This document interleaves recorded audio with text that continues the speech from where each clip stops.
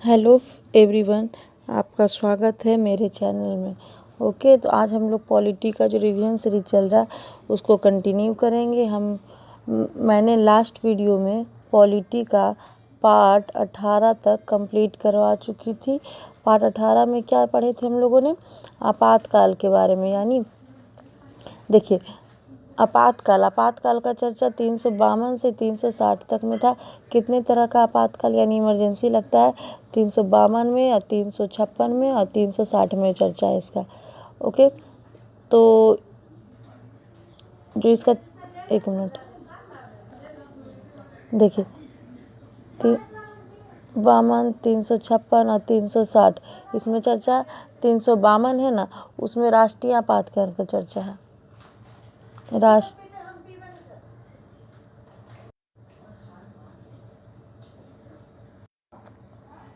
ये जो 352 में राष्ट्रीय आपातकाल इमरजेंसी की चर्चा है, 356 में राजकीय यानी राष्ट्रपति शासन वाला, और 360 में वित्तीय आपातकाल यानी फाइनेंस इमरजेंसी लगता है।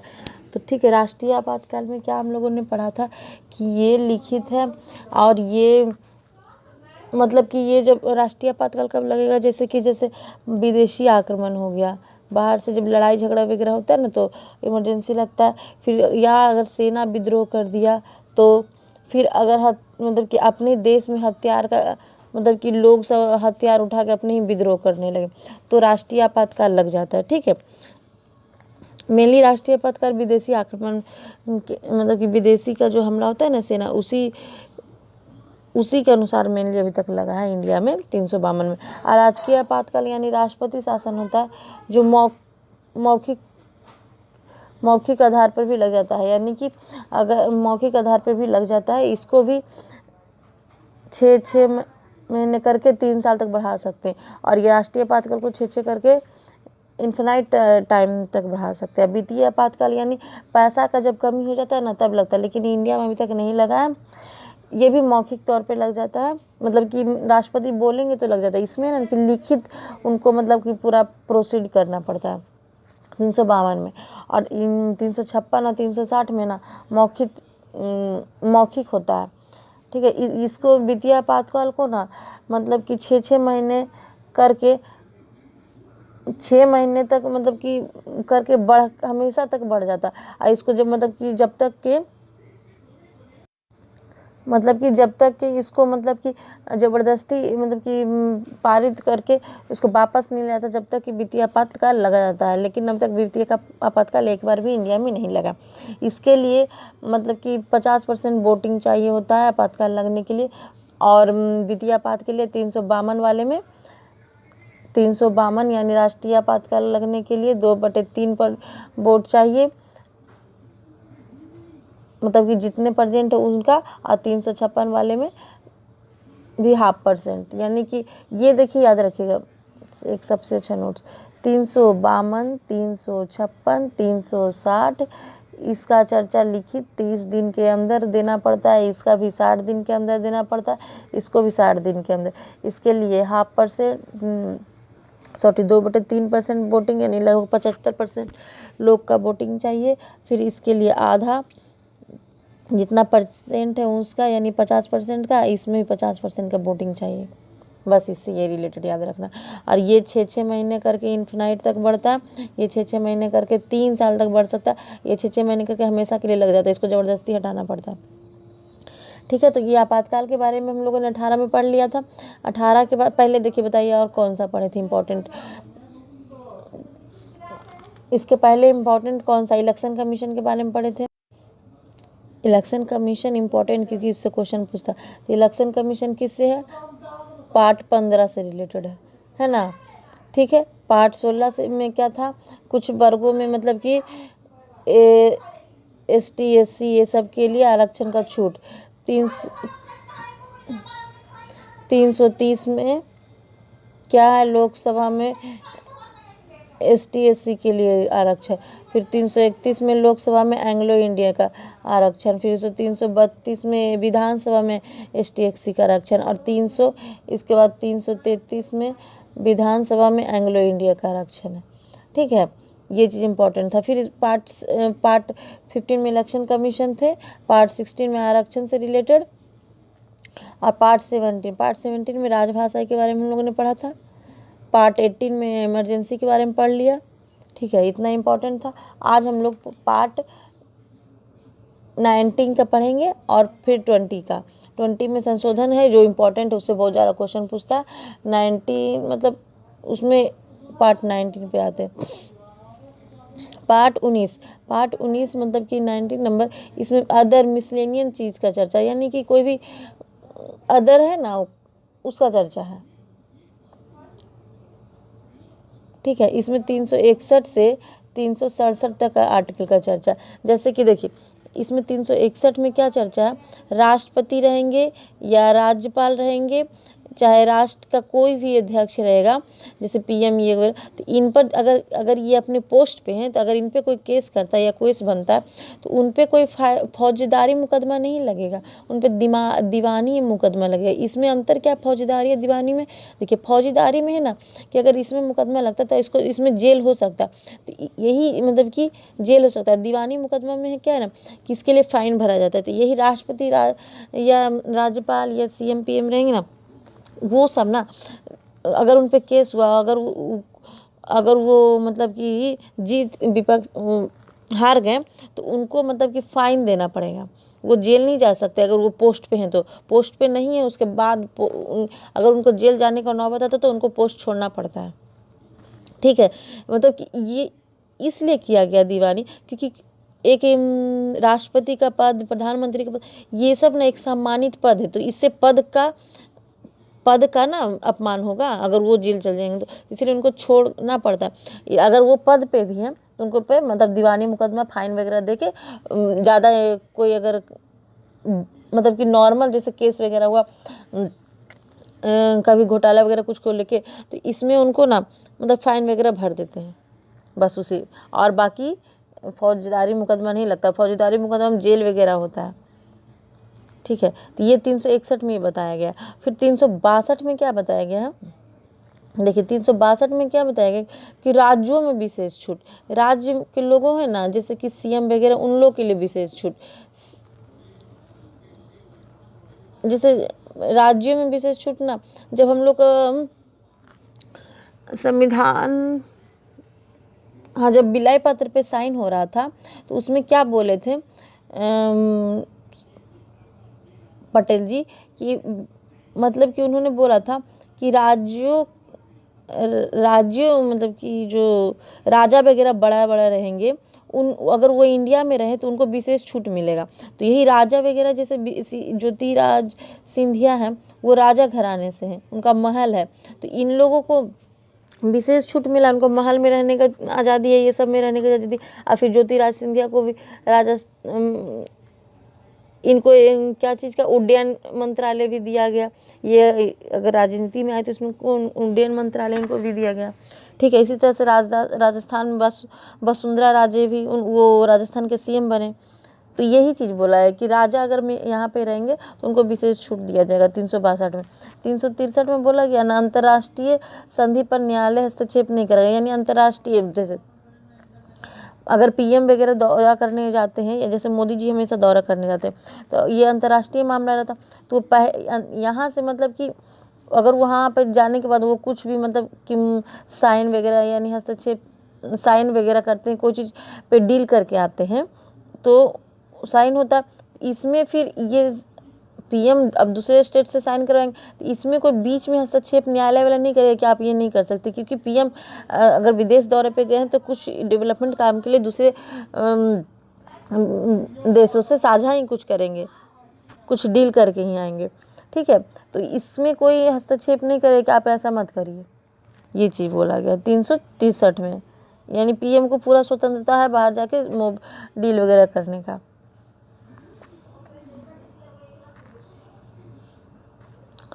ठीक है, फिर 364 में यही सी पोर्ट वगैरह कहाँ गया, 364 में ना सी पोर्ट ये सब है ना जो सेंटर के अधीन आएगा, ये सब बताया गया। जैसे छोटा बड़ा सी पोर्ट है ना, वो सब सेंटर जो संघ है ना वो कंट्रोल करेगा, सेंट्रल मंत्रालय। ठीक है, और छोटा छोटा जो आएगा ना, छोटा छोटा जो रहेगा वो स्टेट करेगा। जैसे कि मालवा, केरल का मालवा सेंटर जो बड़ा है उस पर बहुत बड़ा, मतलब बहुत नेशनल लेवल पे होता है बिजनेस, तो इसको सेंटर कंट्रोल करता है। और छोटा छोटा पोर्ट जैसे गोवा का पोर्ट, तो ये सब ना स्टेट को कंट्रोल करता है। अब 365 नंबर आर्टिकल, ये इम्पोर्टेंट है। सेंटर का ऑर्डर यदि स्टेट नहीं मानेगा तो स्टेट इमरजेंसी सेंटर लगा देती है। देखिए 365 ये बहुत इम्पोर्टेंट, यही पूछा गया। यहाँ पे ही चर्चा है कि सेंट्रल मंत्रालय में अगर उनको मतलब कि उनको ये मतलब कि अधिकार मिला हुआ है कि उनका बात अगर स्टेट नहीं मान रहा है तो स्टेट इमरजेंसी लगा सकता है। ठीक है, ये चीज़ बोला गया। इसीलिए हर स्टेट को जो भी सेंटर बोलता है उसका बात मानना पड़ता है। सेंटर मतलब कि सांसद से कोई भी फैसला होकर जाता है, तो यानी सांसद का बात स्टेट को मानना ही पड़ेगा। अगर नहीं माना तो स्टेट इमरजेंसी, इसी को राष्ट्रपति शासन बोलते हैं। वही 365 में चर्चा है ना, यही चीज़, इसी को राष्ट्रपति शासन बोलते हैं या राजकीय आपातकाल। जैसे एग्जाम्पल में कब नोटबंदी के टाइम में लगाया गया था, लॉकडाउन के टाइम में, अभी कोरोना टाइम में जब जीएसटी लागू हुआ था उस टाइम फिर लगाया गया था। और 366 में कुछ नहीं, ये सब में एंग्लो इंडियन सब क्यों कैसे होंगे, क्या मतलब उनका परिभाषा है, ये सब का चर्चा है। फिर 367 में भी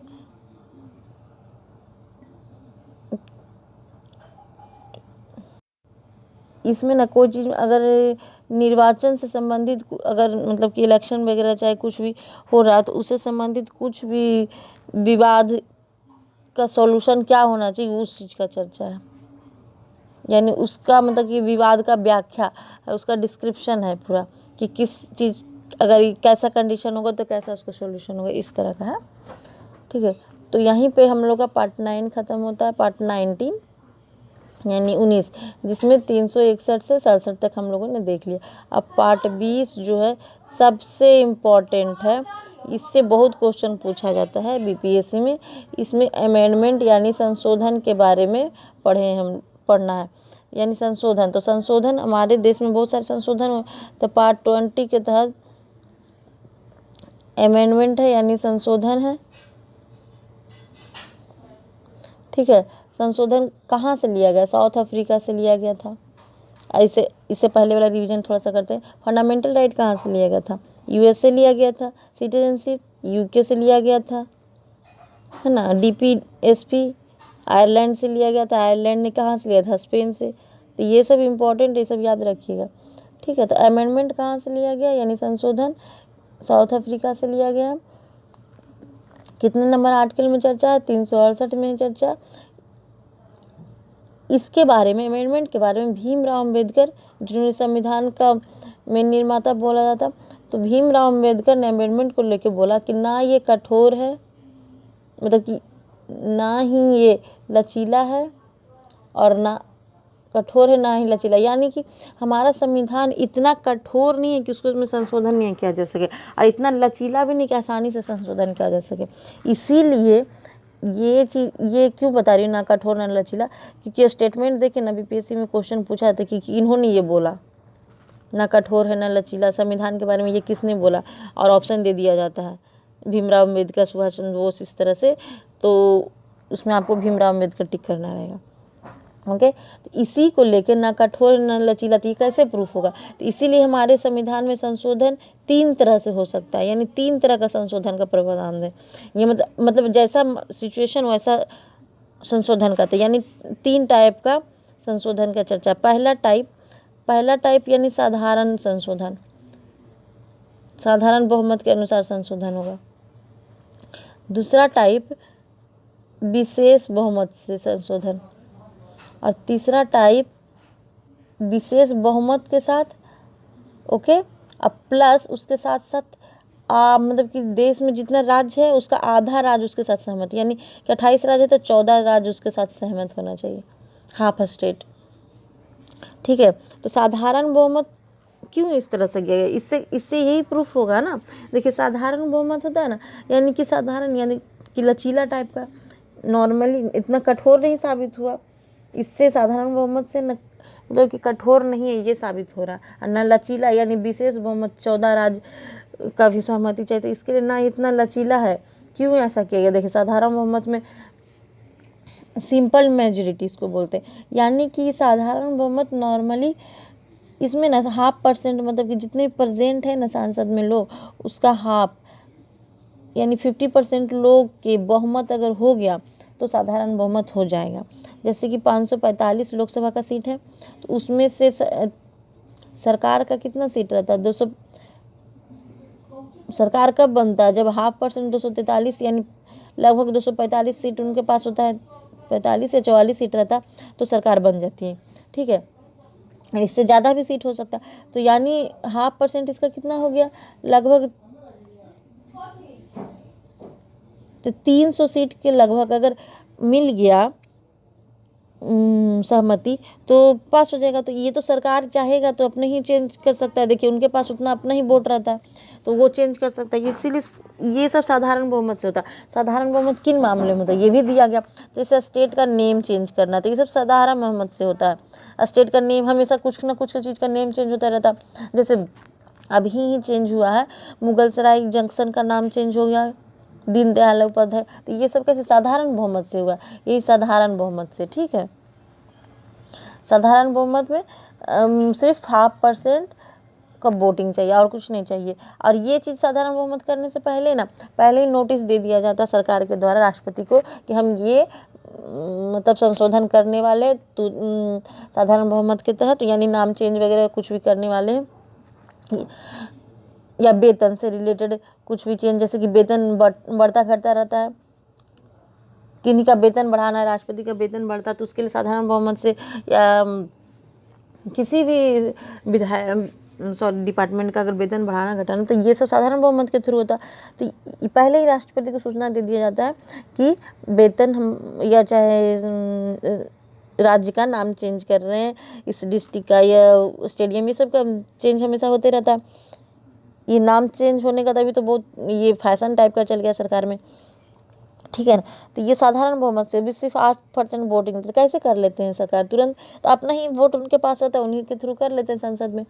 ठीक है, दूसरा होता है विशेष बहुमत। विशेष बहुमत इसको बोलते हैं ना, इसमें 0.5% नहीं, 2/3 तिहाई आदमी का वोटिंग चाहिए, यानी कि जितना भी सांसद में मौजूद है लगभग 75% लोग का वोट चाहिए।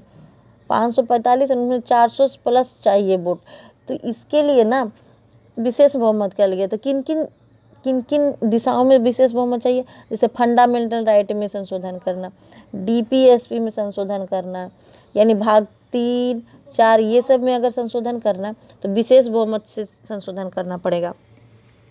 इसके लिए मतलब कि 400 प्लस वोट चाहिए। ठीक है, और तीसरा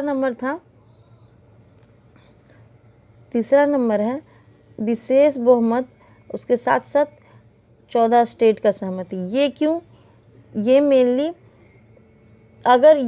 कब होता है, इसमें संशोधन कब होता है, जैसे राष्ट्रपति का निर्वाचन, राष्ट्रपति के इलेक्शन में कुछ चेंज करना, तो इसके लिए इतना बहुमत सहमति चाहिए, ऐसे ही तुरंत नहीं होना चाहिए। यानी ये अगर विशेष बहुमत नहीं रहता तो कोई भी चाहता तो राष्ट्रपति का पद हटा देता और प्राइम मिनिस्टर खुद ही बन जाते अपने को सब चीज़ सर्वोच्च नागरिक। तो ये चीज़ नहीं हो सकता है ना, सरकार अगर विशेष बहुमत नहीं रहता तो सरकार चाहता अपना ही सब साधारण बहुमत के थ्रू होता, तो सरकार जिनका सरकार बना रहा था वो कुछ भी चेंज कर सकते थे इजली। तो इससे तो देश का मतलब का कानून व्यवस्था या संविधान का जो भी ये है उस तो डिस्टर्ब होता है ना, तो इसीलिए विशेष बहुमत किया गया। जैसे कि कुछ भी बड़ा मामले में राष्ट्रपति का पद से रिलेटेड, न्यायालय यानी सुप्रीम कोर्ट से रिलेटेड कोई भी फैसला, या कार्यपालिका यानी मंत्री वगैरह से कोई भी रिलेटेड फैसला होगा, या निर्वाचन से रिलेटेड तो हो ही गया, तो अगर ये सब कोई भी फैसला होगा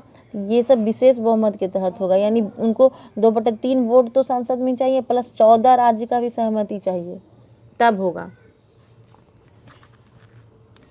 अगर ये नहीं रहता तो अगर मोदी जी चाहे तो संशोधन करके बोलेंगे कि 20 साल तक चुनाव ही नहीं हो, तो 20 साल तक वो मंत्री बने रह जाएंगे पीएम। ये चीज़ नहीं ना कर सकती। ये सब के लिए अगर चुनाव से रिलेटेड जो मेनली चुनाव और राष्ट्रपति ये सब कार्यपालिका के लिए ही विशेष बहुमत डाला गया कि ऐसे ही अपने सरकार नहीं चेंज कर सकता।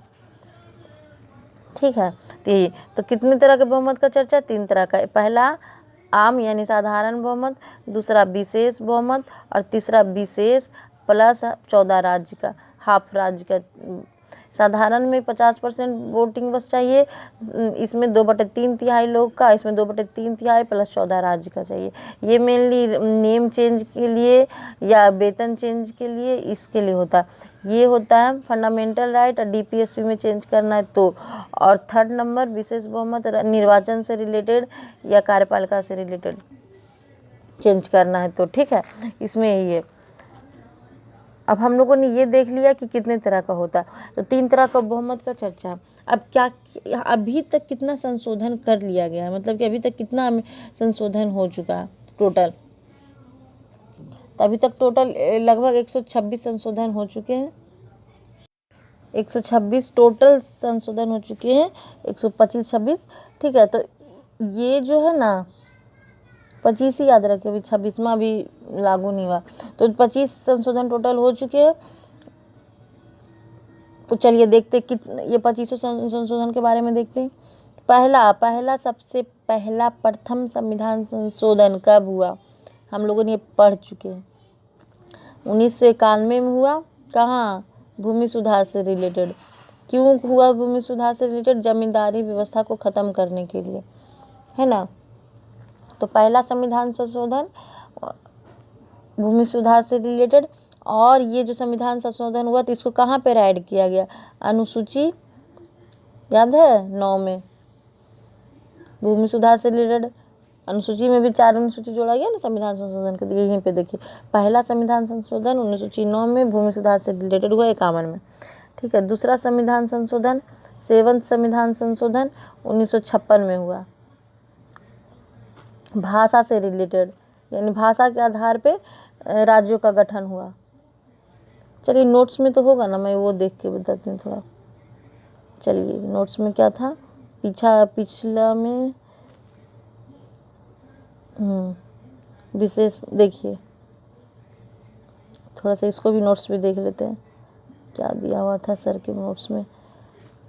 भाग 20 साउथ अफ्रीका से संशोधन लिया गया। 363 में क्या गया? संसद की प्रक्रिया दक्षिण अफ्रीका से लिया गया, ये बताया गया है। शक्ति के संशोधन 368 है, एक गलत प्रिंटिंग है। ठीक है, शक्ति संशोधन की शक्ति केवल संसद के पास है, यानी संशोधन सिर्फ सांसद कर सकता है। तथा इसे अम्बेडकर जी ने कहा कि भारतीय संविधान को इंग्लैंड के समान लचीला नहीं बनाया गया, ना ही यूएस के समान कठोर बनाया गया। जो व्यक्ति इस संविधान से संतुष्ट है इसे संशोधन कर सकता है, उसे बहुमत की आवश्यकता होती है। देखिए इंग्लैंड में ना बहुत लचीला संशोधन, कभी भी कुछ चेंज होता है, लेकिन यूएस में कठोर संविधान संशोधन, वहाँ कुछ जल्दी चेंज ही नहीं होता है। तो साधारण बहुमत के तहत वही जो वहाँ पर 0.5% मतलब की वोट चाहिए।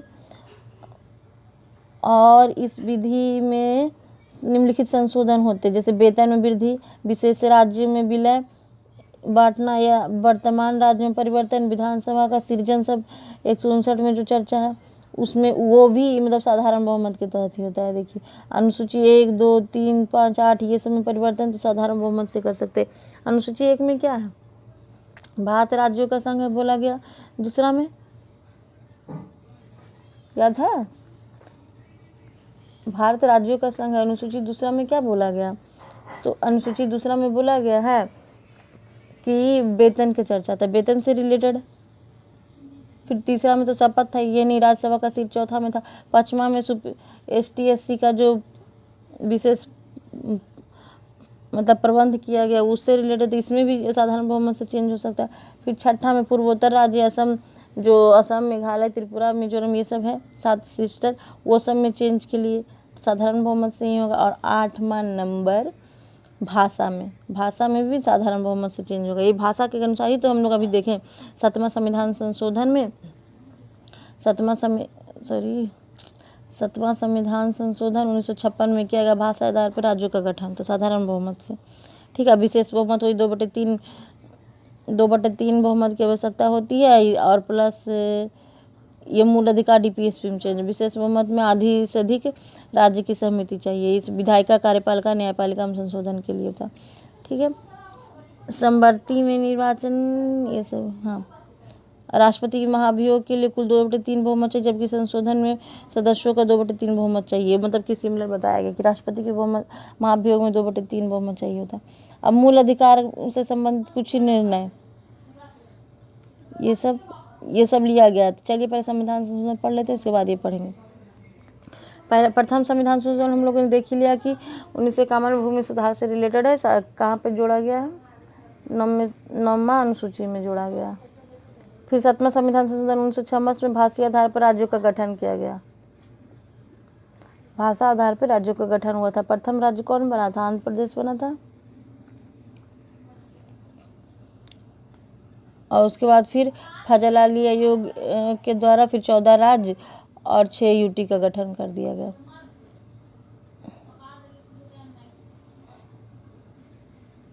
छत्तीसवां संविधान संशोधन में 1975 सिक्किम द्वारा 22वां राज्य बनाया गया। 36वां संविधान संशोधन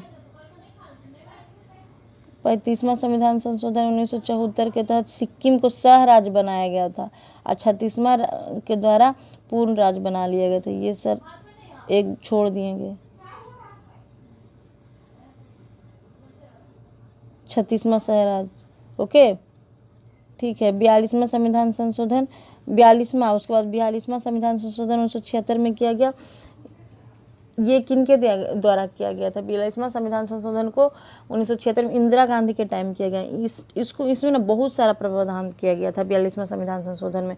जैसे कि इसमें ना मूल कर्तव्य को जोड़ा गया था, 10 मूल कर्तव्य को जोड़ा गया था मेनली। फिर प्रस्तावना में समाजवादी, पंथ निरपेक्ष, एकता, ये सब जोड़ा गया था। ओके, इसमें मतलब कि 42वां जो इम्पोर्टेंट है वो बता रही हूँ क्योंकि इससे पूछता है। पहला 42वां संविधान संशोधन में 29 चेंजेज प्रबंध किए गए थे। 59 इसको बोलते हैं, 59 प्रबंध किए गए थे, जिसमें सबसे ज़्यादा इम्पोर्टेंट प्रस्तावना में जोड़ा गया समाजवादी, पंथ निरपेक्ष और एकता और अखंडता। ये इसी के तहत जोड़ा गया था। ठीक है, और इसमें और देखिए क्या जोड़ा गया था। 10 को तो मूल कर्तव्य जोड़े गए थे। इसमें इनके गलतियां मतलब कि कितना सारा इंदिरा गांधी किए थे। मतलब कि जो भी लोकसभा भंग करने का ना जो पावर था पीएम के सलाह पे होगा। बताइए, राष्ट्रपति से हटा के पीएम के सलाह पे होगा। फिर लोकसभा का कार्यकाल 5 साल से बढ़ाकर 6 साल कर दी थी। देखिए, यही होता है साधारण बहुमत का लाभ, इसीलिए विशेष बहुमत चाहिए होता। और फिर राष्ट्रपति मतलब कि जो विधेयक वगैरह राष्ट्रपति लौटाते हैं तो उनका जो विधेयक लौटाने का शक्ति हटा दिया गया कि राष्ट्रपति विधेयक नहीं लौटा सकते, ये सब। और फिर आंतरिक अशांति के कारण इमरजेंसी लग सकता है। ये सब 42वां संविधान संशोधन के तहत आता था। तो ये सब उनकी गलतियाँ थी। ये मेन है, लेकिन 59 प्रबंध है, पूरा को नहीं पढ़ना है। जो इम्पोर्टेंट है बस वही पढ़ना है। सबसे इम्पोर्टेंट 5 से 6 साल तक पीएम अपना कार्यकाल बढ़ा ली थी। फिर आपातकाल अशांति के आधार पर प्रस्तावना में एकता, अखंडता और पंथ निरपेक्ष जोड़ा गया। मूल कर्तव्य 10 जोड़ा गया, ये सब। तो ये जो 42वां संविधान 1976 में इंदिरा गांधी के टाइम हुआ, तो इसमें इसका सुधार जो गलतियाँ थी उसका सुधार 44वां संविधान संशोधन में किया गया।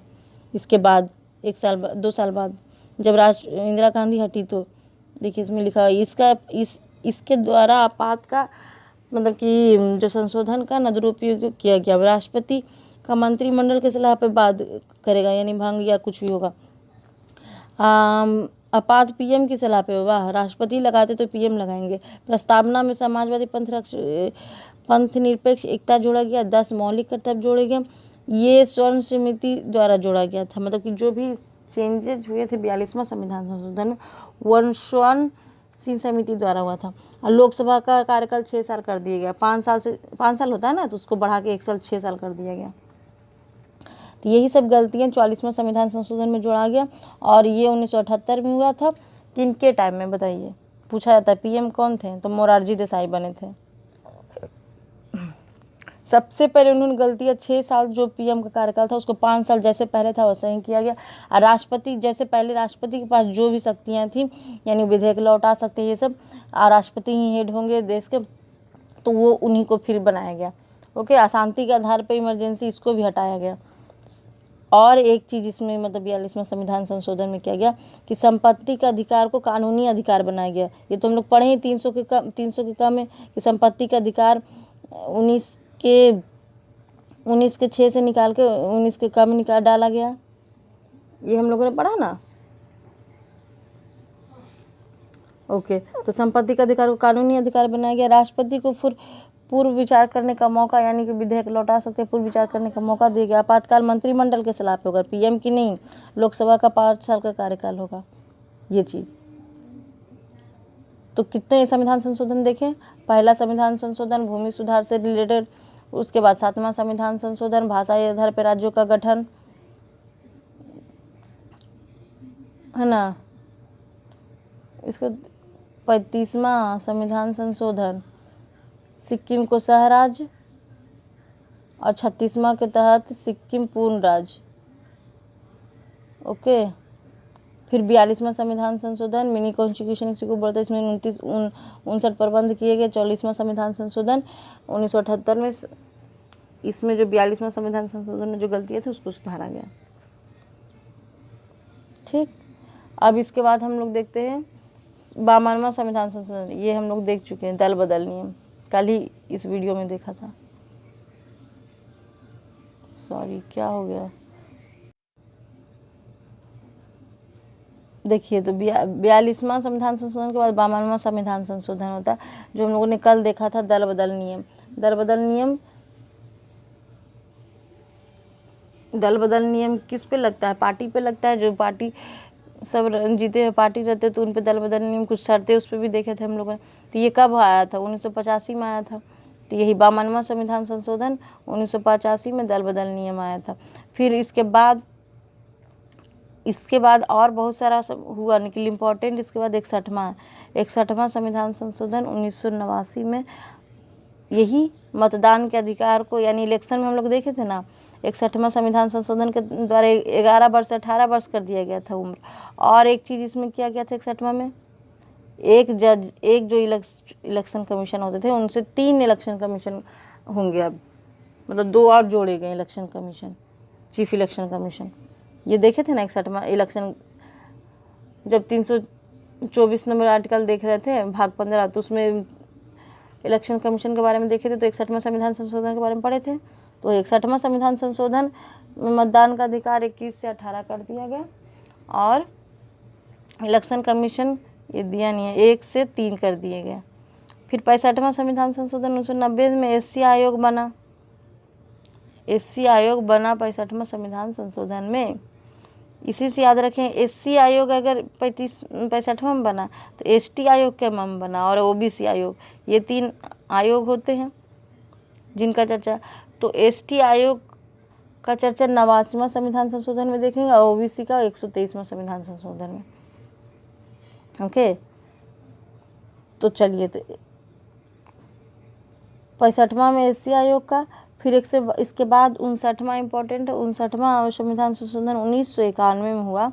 दिल्ली में पांडिचेरी में विधानसभा का गठन हो गया, यानी फिर दिल्ली प्लस पांडिचेरी में विधानसभा का गठन हुआ, बना।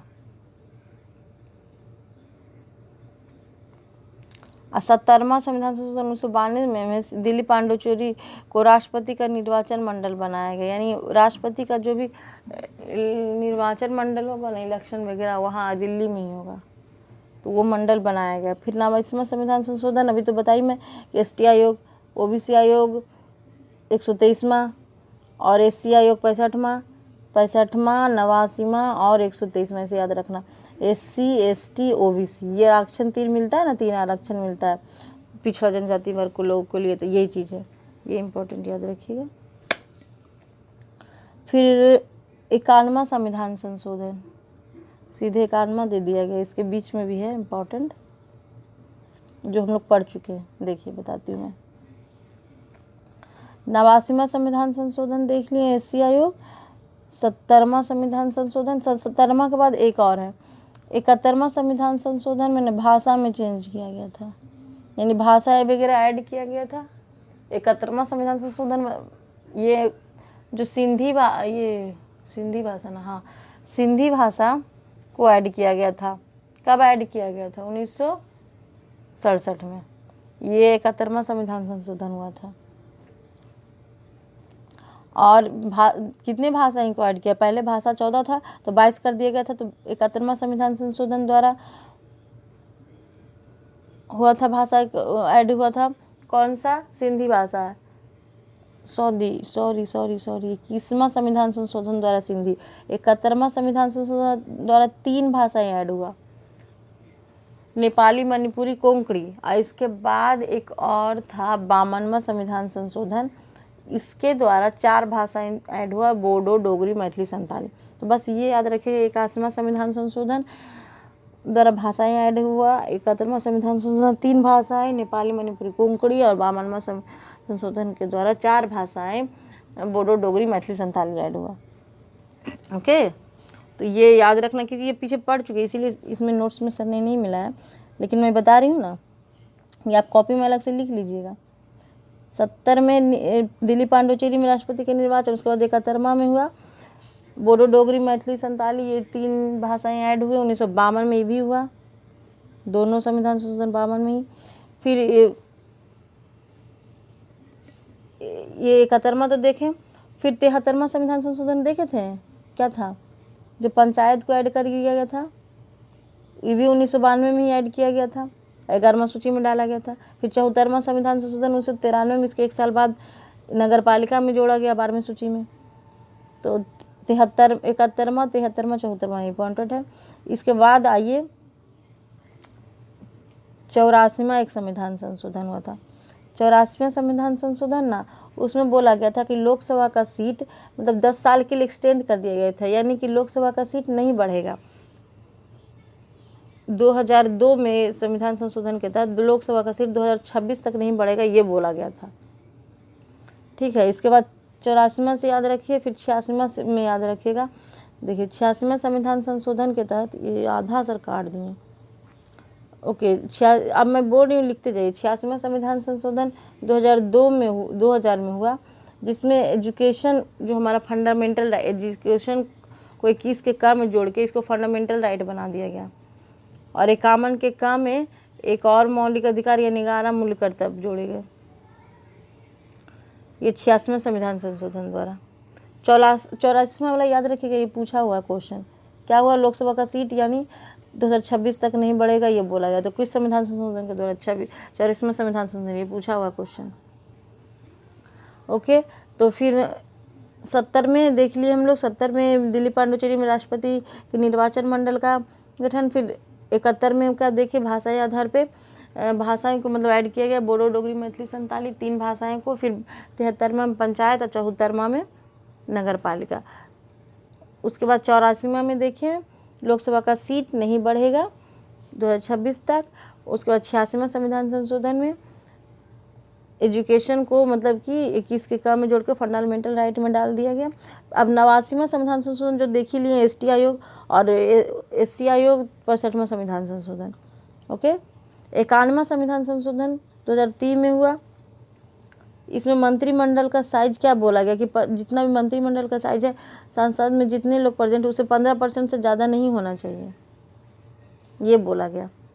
ओके, अब फिर 101वां संविधान संशोधन, अच्छा 101वां के पहले 100 संविधान संशोधन में इंडिया बांग्लादेश को एक दूसरे का सहराज्य बताया, मतलब कि मित्र देश बताया गया, यानी इंडिया भी इसका मदद करेगा। सीमा मतलब मित्र देश मतलब एक दूसरे का सीमा यूज कर सकता है, तो इंडिया बांग्लादेश का सीमा यूज कर सकता है और बांग्लादेश इंडिया का सीमा यूज, इस तरह, यानी दोनों में दोस्ती, ये बताया गया। 100 नंबर यानी सेंचुरी वाला संविधान संशोधन में ये बताया गया। फिर 101वां वही GST ऐड कर दिया गया 2016 में, लेकिन ये 101वां वाला ना पास हुआ 122वां में, अटका रहा। ठीक है, फिर 102वां में OBC आयोग आया, ये 102 है, अच्छा 102 नंबर में आया विधेयक, लेकिन 123 में पास हुआ, तो 123 में ओबीसी आयोग। फिर 24वां संविधान संशोधन द्वारा, ये क्या है, जीआर, अच्छा जनरल रिजर्वेशन में भी आरक्षण 10% मिलने लगा।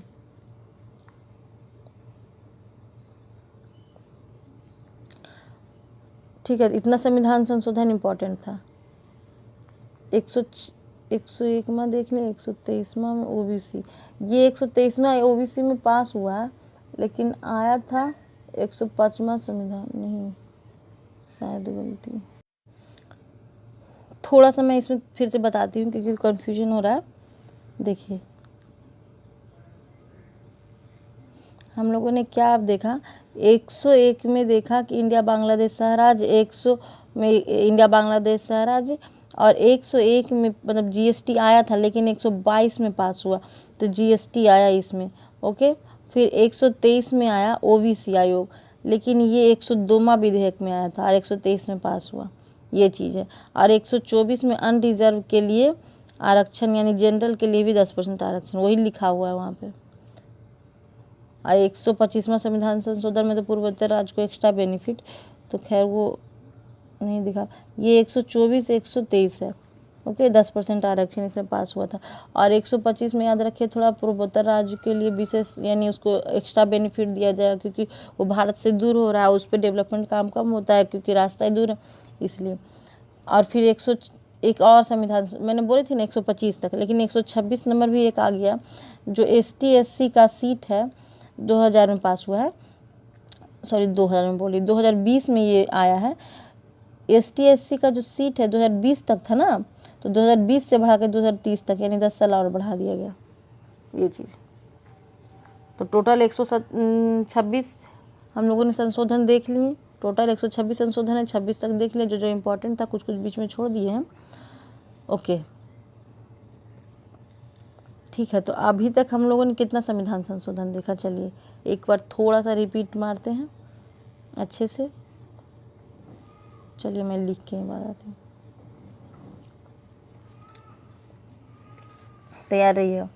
पहला संविधान संशोधन किस में हुआ, 1951 में हुआ, जो भूमि पे हुआ, भूमि सुधार के रिलेटेड। इसके बाद क्या देखे, 7वां संविधान संशोधन 1956 में हुआ, जो भाषाई आधार पर राज्यों का गठन हुआ, राज्य बना, इस तरह से याद रखना। फिर 7वां संविधान संशोधन के बाद कौन सा, 8वां संविधान संशोधन हम लोगों ने देखा कि ST SC, अच्छा ये नहीं था इसमें लिखा, ST SC का जो सीट था वो 1960 से 1970 तक कर दिया गया था। उसके बाद 18वां संविधान संशोधन हम लोगों ने देखा था, 1966 में किया गया था। इसमें पंजाब का पुनर्गठन किया गया था, ये नहीं दिया हुआ था ना, ये मेरे को याद है ना, इसीलिए फ्लो में निकल रहा है। पंजाब का पुनर्गठन, यानी पंजाब पहले पेप्सू में था, इसको पुनर्गठन किया गया 5 राज्यों में, पर हिमाचल प्रदेश बना, पर्वत वाला जगह हिमाचल प्रदेश बना, फिर पंजाबी जहाँ बोला रहा था उसको पंजाब राज्य बना, और जहाँ पे हिंदी बोला रहा था तो उसको हरियाणा बना, और विवादित क्षेत्र चंडीगढ़ रह गया। फिर 18वां संविधान संशोधन के बाद 35वां संविधान संशोधन के तहत सिक्किम को सह राज्य बनाया गया। 36वां संविधान संशोधन में सिक्किम को पूर्ण राज्य बना दिया गया। फिर 42वां संविधान संशोधन, जिसमें 59 प्रबंध थे, उसको मिनी कॉन्स्टिट्यूशन बोला गया। इंदिरा गांधी के टाइम में कब हुआ था, 1967 में, सॉरी 76 में। फिर इसके बाद 44वां संविधान संशोधन आया, इसमें कुछ गलतियां भी थी, तो इसको 1978 में मोरारजी देसाई जब आए तो 44वां संविधान संशोधन के तहत गलतियों को सुधारे, यानी 6 से 5 साल तक कार्यकाल PM का घटा दिया गया, लोकसभा का कार्यकाल का। सबसे इम्पोर्टेंट ये, और राष्ट्रपति को ही हेड बनाया गया, ये मेन गलती हटाई गई थी। उसके बाद 52वां संविधान संशोधन में क्या देखे तो 1985 में आया था, जो दल बदल नियम था। उसके बाद 61वां संविधान संशोधन 1989 में आया था, जिसमें मतलब कि 18 वोटिंग से रिलेटेड था, यानी कि 61वां में 2 चीज़ देखे थे, इलेक्शन कमीशन 1 से 3, और 21 से 18 वर्ष कर दिया गया था वोट का एज। 61वां संविधान संशोधन। 65वां संविधान संशोधन में हम लोग क्या देखा था, ओहो कैसे लिखा रहा है, 61वां में 1 से 3 साल, 1 से 3 आयोग, और 21 से 18। फिर 65वां संविधान संशोधन के तहत SC आयोग, और वो इसके बाद ST आयोग होता है तो कौन सा 89वां के तहत, और इसके बाद OBC होता है तो 123वां संविधान संशोधन के तहत आए थे। इसके बीच में क्या है, फिर 70वां संविधान संशोधन, 59 हो गया, 65वां के बाद 70वां संविधान संशोधन। इसमें जो दिल्ली पांडिचेरी में है ना, इसमें मतलब कि विधानसभा का गठन हुआ था। फिर 73वां संविधान संशोधन के तहत पंचायत को लाया गया। फिर 74वां संविधान संशोधन के तहत नगर पालिका को लाया गया।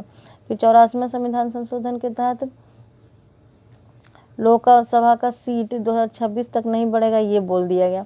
84वां के बाद 86वां संविधान संशोधन 2002 में आया, जिसमें एजुकेशन को फंडामेंटल राइट में मतलब कि मौलिक अधिकार में जोड़ दिया गया 21 के ए में। कौन सा आर्टिकल में? 21 के ए में।